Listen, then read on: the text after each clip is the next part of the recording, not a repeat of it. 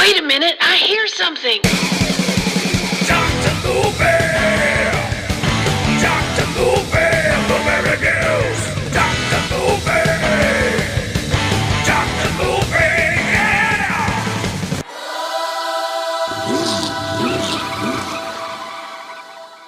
What's happening, everybody? It's time again. It's that time of night or day or whatever it is for you. Gonna bring in another Demons movie for you. Another Demons 3 movie for you, matter of fact. Again, this is why I love the Italian cinema, because it's pretty much anything goes. They don't worry about, we've already called something that? Oh, well, I guess we shouldn't do it. No, they're like, nobody will care. Go ahead and do it. That's the Italian cinema world for you. We are talking about 1989. So even though we did Black Demons first, which came out in 91, this one came out a little bit before, and it's called Demons 3, The Ogre. Again, why? Well, I'll tell you why. And this is considered a horror/monster movie. Now, here's the story behind this one, and here's what's amazing about it. This one was actually directed by Lamberto Bava, the guy that did the first 2 Demon movies, right? This was not intended to be a Demons movie. This was for a made-for-TV show, right? And you can tell it when you're watching it, right? I'd never seen this before. So it was kind of a shock to me, but I could tell that something was just off with it, right? And that's because it is a made-for-TV show. It was part of a movie trilogy, and this was the 3rd installment, and it was just called The Ogre, I believe. Well, when it was said and done, I guess the people that owned it decided, hey, being that Demons thing is such a big deal, and that's what you're known for, we could throw this out there as part 3, and people would probably go for it. And again, I don't think Lamberto Bava was happy that they did that. It's funny, everybody that got forced to make a Demons 3 wasn't happy with it being called Demons 3. Well, because it was intended to be a Demons 3, that's why. So, let's talk about this one, because it is a little odd, because it is a made-for-TV movie. But here we go. Let's see. An American writer goes to rural Italy for a vacation, where her husband and young son, with her husband and young son. Sorry, the sun's in my eyes. But is haunted by nightmares of an ugly ogre that stalked her as a child, leading her to believe that her vacation home is cursed. Yeah, I mean, not really a bad idea, right? And the feels that I get from this one is, you're kind of talking about these horror writers, right? We've had several movies that are about authors that write scary stories, and they have to be, the cheese fell off their cracker a little bit, right? In order to come up with the things they do, right? So their imagination has to be full tilt boogie for them to come up with the things they do. And I think it's kind of what they're getting at with this, is because, the mom is a writer, and maybe this instance of when she was a kid led her to becoming the author that she is. So, I'm gonna look at the cast. I don't really know anybody in particular doing anything besides what this is. What it is. We've got Virginia Bryant, who is actually an American actress. That's the thing about this one too. I think everybody in this, as far as the lead roles, are all American. So that's pretty interesting. It does say that she was in The Barbarians. If you remember that, with the twins, right? The 2 twins, the big muscle up dudes that were in DC Cab. Now, it does show Demons 1 and Demons 2 on here. I don't know that she was in those. Maybe she was. I don't know. Maybe that's the tie-in where they said, hey, we can sell this because there's that lineage there. I don't know. I can't look at that and see while I'm driving. But let's see. this guy plays David Flossie plays the Beast. Yeah, I don't see anything interesting there. All right, here's where I'm wrong. I didn't realize this is who this guy was, but Tualo Malco, House by the Cemetery, and Scorpion with Two Tails. So, you know, I knew he looked familiar, but I never could place what it was.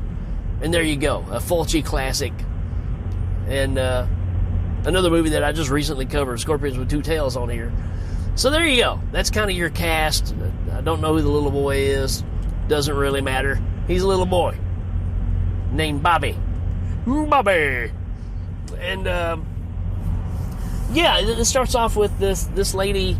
Well, she's a little girl and she's having a nightmare, and she's in the bottom of this building. You can tell it's just an old, rundown, whatever, you know, basement. And she's standing there and looking up, and she sees this almost like a sack that's kind of breathing, right? And it's like something's hatching in it. And when this first started happening, I was like, are they really looking at kind of like the Hellraiser thing? It's kind of where I went with it. It's almost like when Uncle Frank starts coming back and he's, I don't know,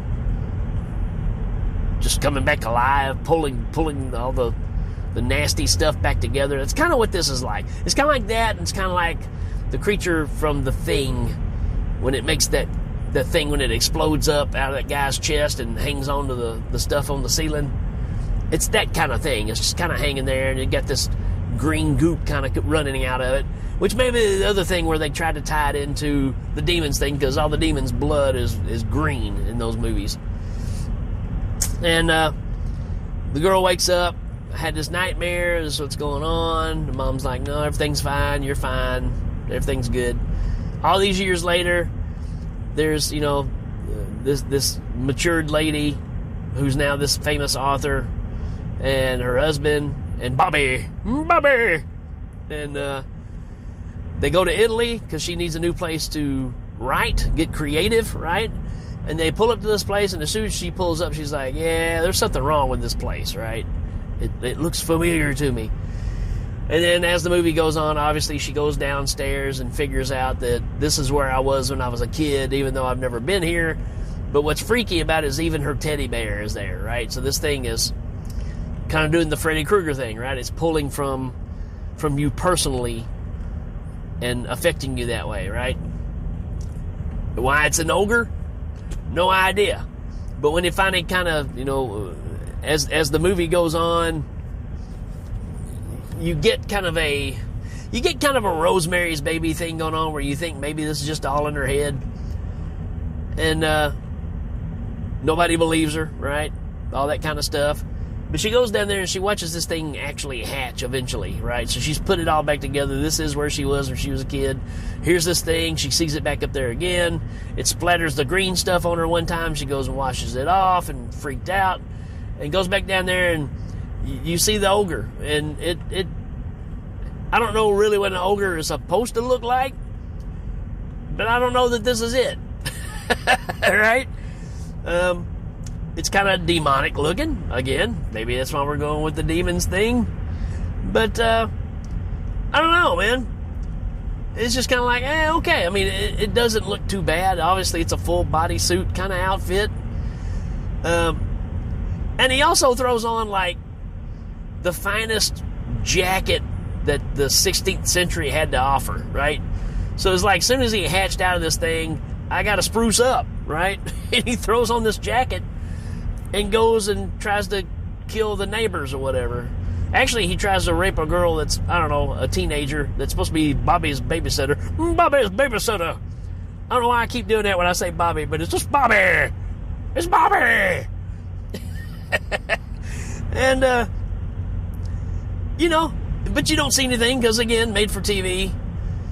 The story just kind of moves along. You get the husband that doesn't believe her because she's, you know, saying these things, but he don't see any proof. They go back down there. She sees a paw print or a hand print or a claw print in some flour when she's trying to make supper, and They go back and look, and there's nothing there. So again, you think it's all in her head.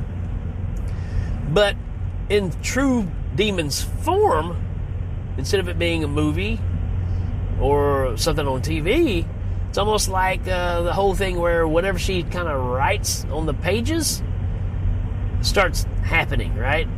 And she writes out where the demon goes and attacks this newly made friend that she's, become friends with, and her strange father.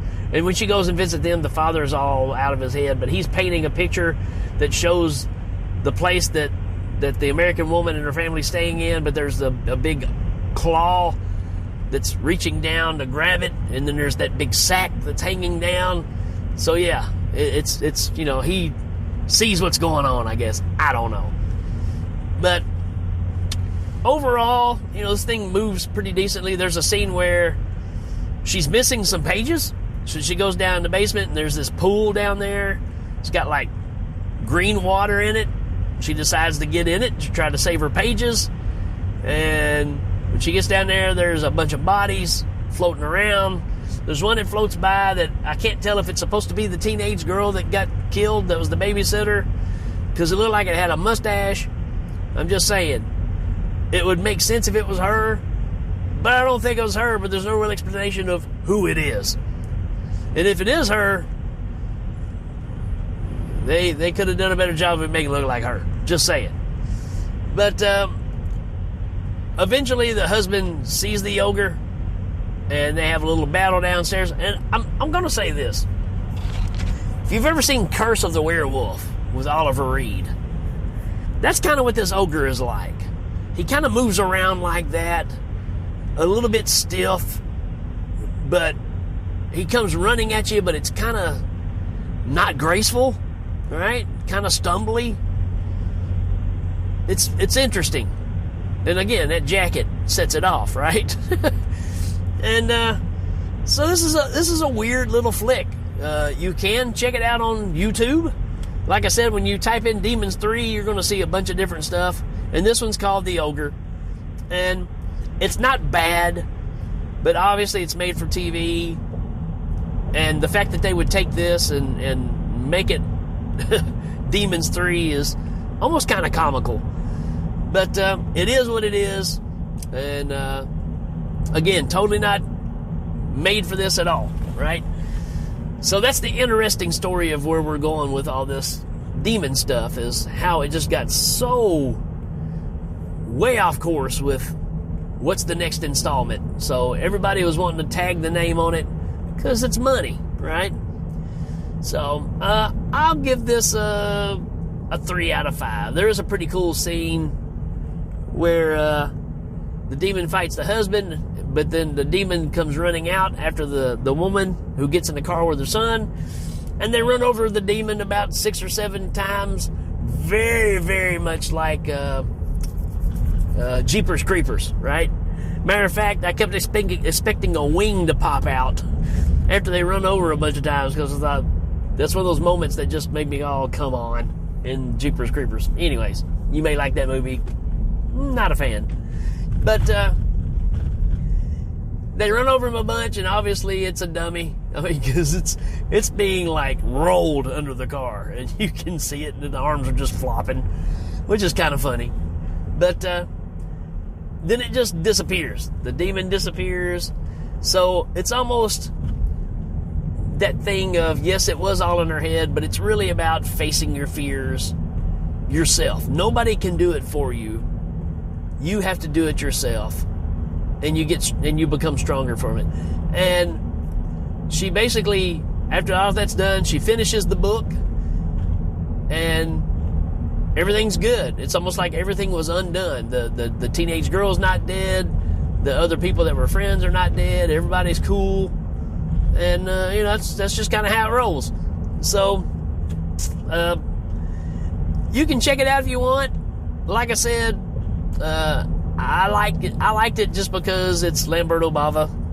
It's one of those things I haven't seen. So if you're kind of a completist, I'd say go ahead and check it out. But don't expect demons by any means, because it is not.